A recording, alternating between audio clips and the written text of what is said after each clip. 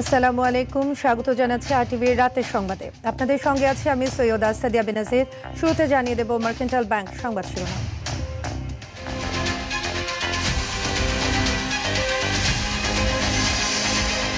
কোনো ফ্যাসিবাদী শক্তির স্বার্থে ব্যবহার না হতে পুলিশের প্রতি আহ্বান প্রধানমন্ত্রী। জনগণের সঙ্গে মানবিক আচরণের নির্দেশ। স্থায়ী বন্ধুত্ব চাইলে ভারতকে সীমান্ত হত্যা বন্ধের আহ্বান রিজভির। স্থানীয় নির্বাচনে 100 উপজেলা ও পৌরসভার প্রার্থী ঘোষণা এনসিপি। মানবতা বিরোধী অপরাধ মামলায় নানক, তাপস সহ 28 জনের বিচার শুরু। সাক্ষ্য গ্রহণ 8 জুন।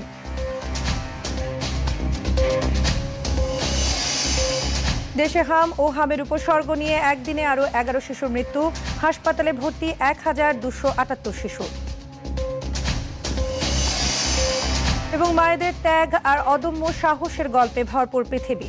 বিশ্ব মা দিবসে 5 জন পেলেন আরটিভি স্বপ্নজয়ী মা অ্যাওয়ার্ড।